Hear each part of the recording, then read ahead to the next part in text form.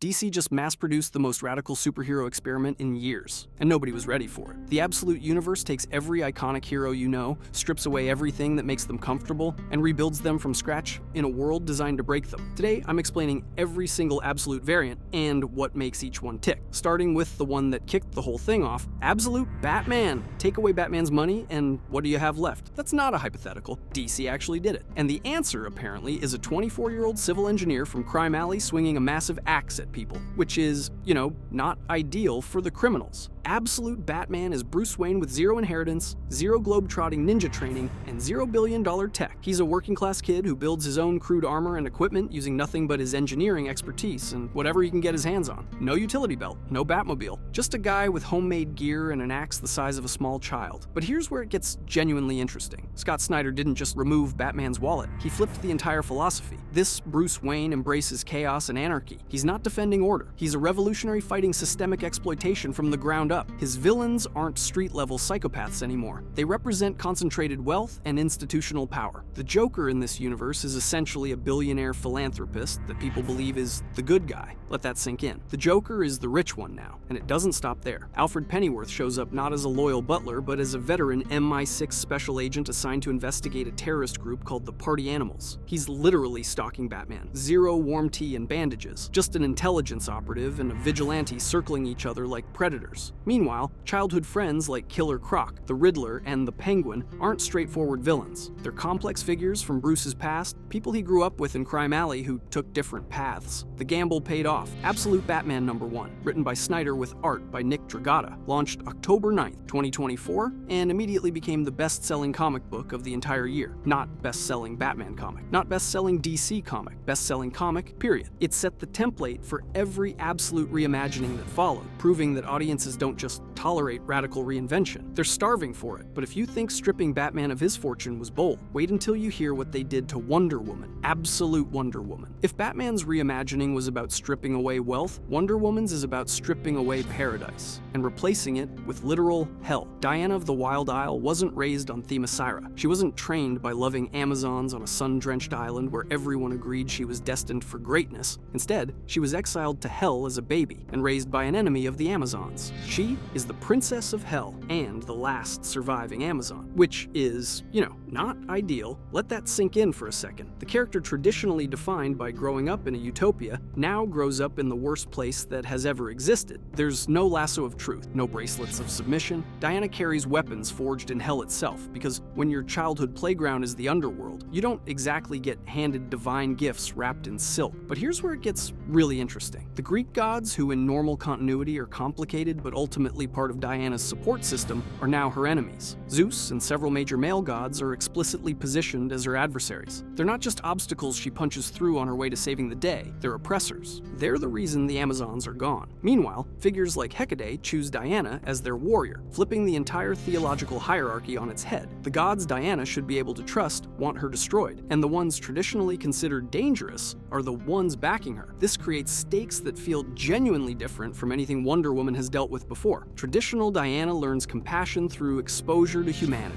She leaves paradise, discovers the world is complicated, and chooses to protect it anyway. Absolute Diana has defined hope after being systematically raised in an environment designed to cultivate despair. She doesn't need to learn that the world is dark. She knows. The question is whether she can find any reason to believe it's worth saving. Written by Kelly Thompson with art by Hayden Sherman, the series launched October 23rd, 2024, just 2 weeks after Absolute Batman. Sherman's artwork leans into Diana's connection to darker, more primal forces. There's nothing clean or polished about this Wonder Woman. She looks like someone who clawed her way out of the underworld because that's exactly what she did. Where Batman went from billionaire to blue collar, Wonder Woman went from paradise to perdition. And honestly, the psychological complexity of finding hope after being raised in actual hell might be the richest premise in the entire Absolute line. But if Diana's story is about surviving divine betrayal, the next hero's story is about surviving without anyone at all. Absolute Superman. Superman without the Kents is not Superman. That's been the rule for 86 years. The farmhouse, the moral compass, Ma and Pa teaching a god how to be human, that's the entire foundation. And Absolute Superman rips it out of the ground. Kal-El still crashes in Kansas, but there's no loving couple rushing out to find him, no warm kitchen, no bedtime stories about doing the right thing. He lands on a planet controlled by megacorporations, private armies, and politicians so corrupt they make Lex Luthor look like a community organizer. Zero emotional safety net. Just a baby from a dead world arriving on one that's barely better. Jason Aaron and Rafa Sandoval launched this series on November 6, 2024, and the creative direction is immediately clear. This is not a story about a man who learned goodness from his parents. This is a story about a man who has to invent goodness from scratch, in a world that actively punishes it. Here's where the power mechanics get fascinating. Traditional Superman absorbs solar energy passively and operates at full power essentially, all the time. Absolute Superman functions as a literal solar battery. He has to actively recharge in a mobile solar chamber, constantly managing his energy levels like a phone at 12% during a road trip. His invulnerability isn't a default state. It's a resource he can run out of. For the first time in maybe ever, a Superman story has genuine tension built into the power set itself. And then there's Soul. Superman wears living armor powered by a Kryptonian AI that monitors his solar absorption. Sol isn't just equipment, it's a partner, a companion, and arguably the closest thing this Superman has to family. The armor carries the imprint of Krypton's destruction, which means every time he suits up, he's literally wearing his planet's death. Not exactly the Cape of Hope we're used to, but the boldest choice is the villain. The primary antagonist isn't Brainiac, isn't Zod, isn't some cosmic warlord with a glowing fist. It's the Lazarus Corporation, a globe-straddling corporate entity built on systemic exploitation. Superman's big fight isn't against a supervillain monologue, it's against corporate machinery designed to extract value from human beings. Brainiac does show up, but reimagined as mechanized corporate enforcement with alien tech. The first arc makes it clear that this Superman's greatest enemy isn't a person, it's a system. And honestly,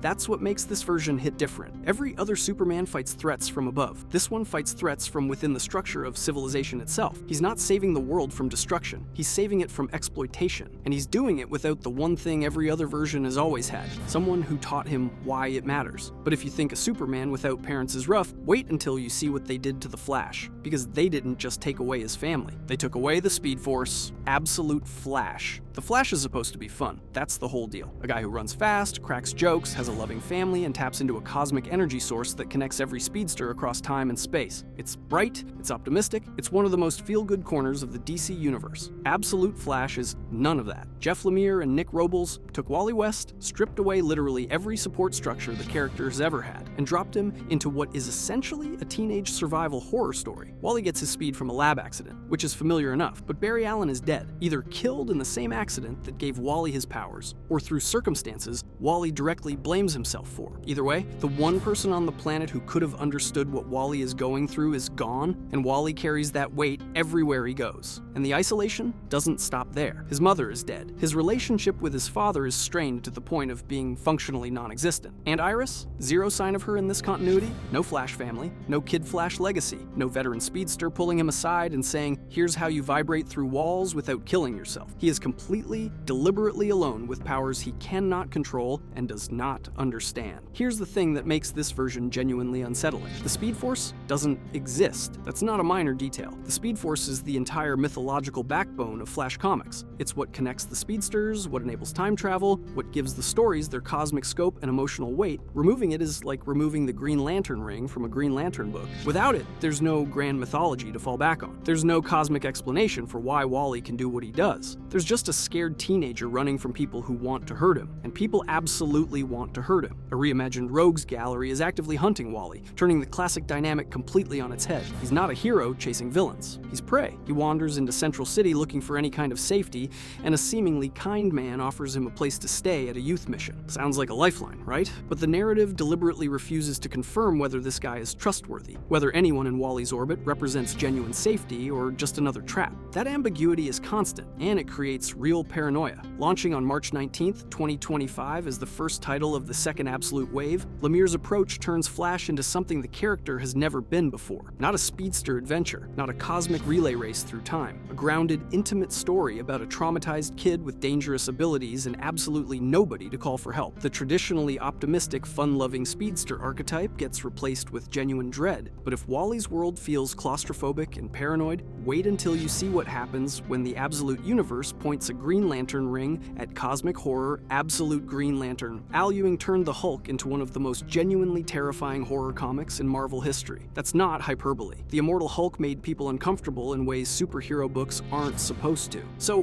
when Ewing described Absolute Green Lantern as a horror title in that same vein, that wasn't marketing, that was a promise. And he delivered. Here's the setup. A massive Green Lantern structure falls from the sky and crushes a small town called Evergreen. Not damages, not clips the edge of, crushes. The entire community is trapped within its cosmic boundaries, sealed off from the outside world with zero explanation and zero way out. Joe Malign, Hal Jordan, Jon Stewart, and Guy Gardner are all caught inside, and the series follows them navigating paranoia, suspicion, and escalating cosmic horror as the walls close in. This isn't Green Lantern flying through space punching Sinestro. This is a locked room mystery where the room is an entire town and the lock was built by something that doesn't care whether you understand it. The themes Ewing is working with here are heavy: fear of the unknown, religious horror, cosmic horror, the nature of God itself. And that last one isn't just window dressing. An alien named Abin Sur shows up possessing power beyond human comprehension, and he is hell-bent on judging the trapped humans. In traditional continuity, Abin Sur is the dying alien who passes his ring to Hal Jordan, a mentor figure, a noble sacrifice. Here, he's the thing you pray doesn't notice you. That inversion alone is enough to make longtime fans deeply uneasy, which is exactly the point. But the biggest philosophical change might be what Ewing did to the emotional spectrum. In normal DC continuity, the various Lantern Corps are powered by emotions. Green is willpower, yellow is fear, red is rage. You get the idea. Absolute Green Lantern throws all of that out. The spectrum is reimagined as steps toward enlightenment rather than emotional expressions. The rings aren't powered by how hard you can feel something. They're vehicles for spiritual and existential understanding. That's a massive shift. It transforms the entire mythology from a system about controlling emotions into a system about pursuing knowledge of something fundamentally unknowable, which in a horror context is way more terrifying. And then it gets personal. Joe and Hal discover they've become hosts to alien forces that put everyone in the town in danger. The very power that defines Green Lantern, the thing that's supposed to protect people, becomes the vector for existential threat. Your weapon is the disease. That's a horror premise so clean it almost feels unfair. On top of that, Joe must face the Obsidian Beast, a creature whose origins and motivations remain completely mysterious. Nobody knows where it came from. Nobody knows what it wants. It just is. Written by Ewing with art by John Oy Lindsay, who handles both pencils and colors, the series dropped on April 2nd, 2025, and immediately established itself as one of the most tonally distinct books in the Absolute line. Lindsay's art leans into claustrophobic compositions and unsettling color work that sells the horror atmosphere in ways that dialogue alone never could. But if Green Lantern turned its hero's power into a source of dread, wait until you see what Absolute Martian Manhunter does to the concept of identity itself. Absolute Martian Manhunter. Every other Absolute title takes a hero and strips away their resources, their family, their safety net. Absolute Martian Manhunter takes a human being and strips away his mind, and it's the most unsettling thing DC has published in years. Here's the setup. FBI agent John Jones wakes up one day and discovers that his brain has been infected by an alien consciousness. It doesn't give a name. It doesn't explain itself. It just calls itself the Martian, and its perception of reality is so fundamentally alien that John's human psychology, literally, cannot process what it's showing him. His thoughts aren't his own anymore. His senses aren't reliable, and the thing living inside his skull doesn't care. Now, if you know traditional Martian Manhunter, the classic version is J'onn J'onzz, a Martian who crash lands on Earth and shapeshifts into a human detective to blend in. Alien pretending to be human. Simple enough. The Absolute version flips that completely. This isn't an alien learning to be human. This is a human being colonized by something alien. J'onn J'onzz isn't a disguise. He's the victim, and that inversion is genuinely terrifying when you sit with it for more than 5 seconds. The series, written by Denise Camp with art by Javier Rodriguez, is a surrealist psychological thriller, and that's not marketing fluff. The artwork is psychedelic, deliberately disorienting, full of compositions designed to make you feel like your own perception is breaking down alongside John's. Panels fracture, perspectives collapse. You're not just reading about a man losing his grip on reality, you're experiencing the visual equivalent of it. It's the most formally experimental title in the entire Absolute line, and it's not particularly close. As the story progresses, John's mind unravels further. The Martian isn't leaving, ever. It's permanently fused with him. And here's where it gets really unsettling. The Martian may not even be extraterrestrial in the traditional sense. There's strong indication it exists in another dimension entirely, operating according to principles that don't don't just differ from human cognition, but actively contradict it. This isn't science fiction. This is dimensional horror wearing a badge and going to work at the FBI every morning. That's what makes the whole thing land so hard. John still has a day job. He still has to function. He's sitting in briefings and filing reports while something incomprehensible reshapes his consciousness from the inside out. The mundane reality of his FBI career makes the cosmic horror exponentially more disturbing. Good morning, John. Here's your case file. Also, an extra-dimensional entity is permanently fused with your brain, and your understanding of linear time is dissolving. Coffee's in the break room. The series was originally conceived as a limited run before being extended, which tells you everything you need to know about reader response. People showed up for the weird psychological horror comic about an FBI agent losing his mind to an alien parasite, and they stayed. Critical reception has been overwhelmingly positive, with specific praise for how Camp and Rodriguez exploit the unique properties of sequential art to communicate psychological states that other mediums simply can't touch. The page isn't just telling you John is afraid. The page is making you afraid. But if Martian Manhunter represents the most experimental corner of the Absolute Universe, the next entry proves DC isn't done pushing genre boundaries. Because Absolute Green Arrow isn't a superhero story at all. It's a slasher film. Absolute Green Arrow. This one isn't a superhero book. Let me just get that out of the way right now. Absolute Green Arrow is a murder mystery. Somebody is killing corrupt billionaires, and the only clue left behind at every crime scene is a green arrow sticking out of the corpse. Here's where it gets weird. Oliver Queen, the guy you'd naturally assume is behind all of this, is already dead. He was killed in the Absolute Evil miniseries by Al Ewing and Giuseppe Camuncoli before this series even starts. So the character whose name is literally on the cover is a corpse before issue 1 hits shelves. The main character of Green Arrow is not Green Arrow. I don't know what to tell you. Instead, the protagonist is Dinah Lance, better known as Absolute Black Canary, working here as an executive protection specialist, basically a bodyguard for the ultra-wealthy. Her job is to investigate the murders and protect the billionaire class from whoever is picking them off one by one. And her suspects? All familiar DC archers, every single one of them uniquely connected to the recently murdered Oliver Queen. So you've got a dead man at the center of a web, a killer using his signature weapon, and a cast of suspects that comic fans are going to lose their minds trying to narrow down. The moral tension baked into this setup is genuinely uncomfortable. Dinah is professionally obligated to protect billionaires. That's the gig. But the killer's targets aren't innocent people. They're corrupt exploiters. So every time she gets closer to catching the murderer, there's this nagging question underneath everything. Should she even be stopping this? The series never lets you forget that tension. It sits in every scene like a low hum you can't tune out. The creative team described the series as "I know what you did last summer for billionaires," which is one of those pitches that sells itself the second you hear it. Slasher horror tropes, superhero mythology, and social commentary about billionaire accountability all crammed into one story. It's not subtle about what it's doing, and honestly, it doesn't need to be. The question of whether vigilante justice against systemic exploiters is morally justified is the entire engine driving the narrative forward. Written by Eisner winners Pornsak Pichetshote and Rafael Albuquerque, Absolute Green Arrow launches May 20th, 2026 as a 6-issue limited series. Originally conceived as a contained story before potential expansion, following the same model as Absolute Martian Manhunter's extension from limited to ongoing. Albuquerque's artwork is tailor-made for this kind of thing. The guy built his reputation on horror and crime comics, so handing him a slasher mystery where billionaires get impaled by arrows is basically letting him do exactly what he's best at. The whole package represents something the Absolute Universe hasn't really done yet. We've had cosmic horror, psychological thrillers, mythological deconstruction,